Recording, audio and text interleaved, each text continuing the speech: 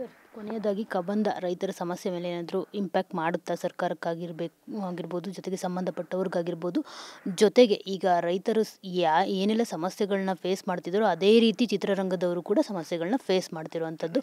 ನೀವು ಆವಾಗಲೇ ಹೇಳ್ತಾ ಇದ್ರಿ ರೈತರ ಬಗ್ಗೆ ಸಿನಿಮಾಗಳು ಅಷ್ಟಾಗಿ ಬರ್ತಿಲ್ಲ, ನನಗೆ ಈಗ ಸಿಕ್ಕಿದೆ ರೈತನ ಬಗ್ಗೆ ಸಿನಿಮಾ ಮಾಡೋದಕ್ಕೆ, ಪಾತ್ರದಲ್ಲಿ ನಟಿಸೋಕೆ ಅಂತ ಹೇಳ್ಬಿಟ್ಟು.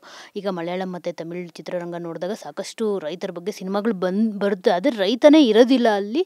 ಆದರೆ ಒಂದು ಮಿಡಲ್ ಕ್ಲಾಸ್ ಫ್ಯಾಮಿಲಿ, ಒಂದು ಬಡತನದ ಫ್ಯಾಮಿಲಿ ಹೇಗಿರುತ್ತೆ, ಅವನ ಬದುಕಿನ ಬವಣೆಗಳು, ಇದ್ರ ಬಗ್ಗೆ ಎಲ್ಲ ಜಾಸ್ತಿ ಫೋಕಸ್ ಮಾಡಿರ್ತಾರೆ ಅಂತ ಅನಿಸುತ್ತೆ. ಈಗ ಚಿತ್ರರಂಗ ಕೂಡ ರೈತನಷ್ಟೇ ಕಷ್ಟಗಳನ್ನ ಫೇಸ್ ಮಾಡ್ತಿದೆ.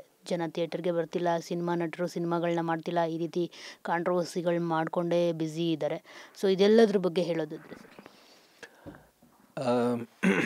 ಅಂದರೆ ಇಷ್ಟೊಂದೆಲ್ಲ ಕೇಳ್ಬಿಟ್ರಿ ನೀವು. ಎಲ್ಲನೂ ಸೇರಿಸಿ ಉತ್ತರ ಕೊಡೋದು ಹೆಂಗೆ ಅಂತ ನನಗೆ ಗೊತ್ತಾಗ್ತಾ ಇಲ್ಲ.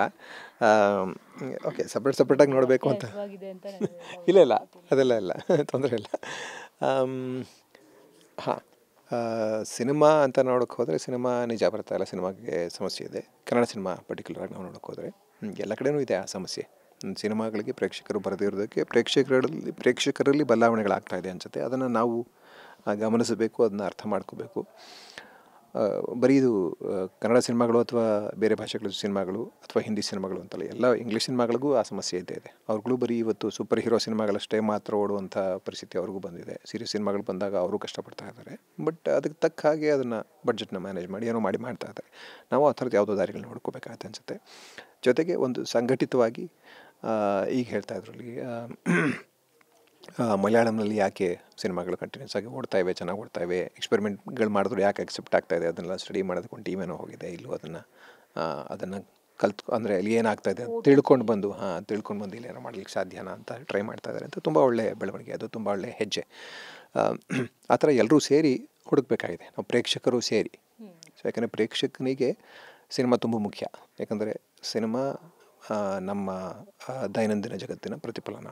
ಸೊ ನಮ್ಮ ಸಮಸ್ಯೆಗಳನ್ನ ಎತ್ತಿ ಅದು ಸಿನಿಮಾದಲ್ಲಿ ಎಲ್ಲನೂ ಕಾಣಿಸ್ತಾ ಇರುತ್ತೆ. ನಮಗೆಲ್ಲೋ ನಾನೊಬ್ಬ ಪ್ರೇಕ್ಷಕನಾಗಿ ನಮಗೆ ಇವತ್ತೇನಾಗಿದ್ದೀನಿ ಅದಕ್ಕೆ ಸಿನಿಮಾನೂ ಒಂದು ದೊಡ್ಡ, ನನ್ನ ವ್ಯಕ್ತಿತ್ವದಲ್ಲಿ ಸಿನಿಮಾದ ಪಾತ್ರ ತುಂಬ ದೊಡ್ಡದಿದೆ.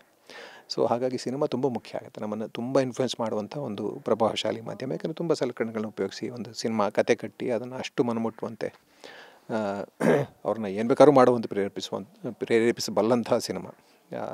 ಸೊ ಅಷ್ಟು ಪ್ರಭಾವಶಾಲಿ ಮಾಧ್ಯಮವನ್ನು ಕನ್ಸ್ಟ್ರಕ್ಟಿವ್ ಆಗಿ ನಾವು ಪ್ರಗತಿಶೀಲವಾಗಿ ಒಂದು ರಚನಾತ್ಮಕವಾಗಿ ಬಳಸ್ಕೊಂಡ್ರೆ ಖಂಡಿತ ನಮಗೂ ಒಳ್ಳೆಯದು, ಅದು ಪ್ರೇಕ್ಷಕನಿಗೂ ಒಳ್ಳೆಯದು. ಒಂದು ಅಭಿವ್ಯಕ್ತಿಯ ತುಂಬ ಸುಂದರವಾದ ಒಂದು ಮಾಧ್ಯಮ ಉಳಿಸ್ಕೊಳ್ಳೋದು ತುಂಬ ಮುಖ್ಯ ಎಲ್ರಿಗೂ.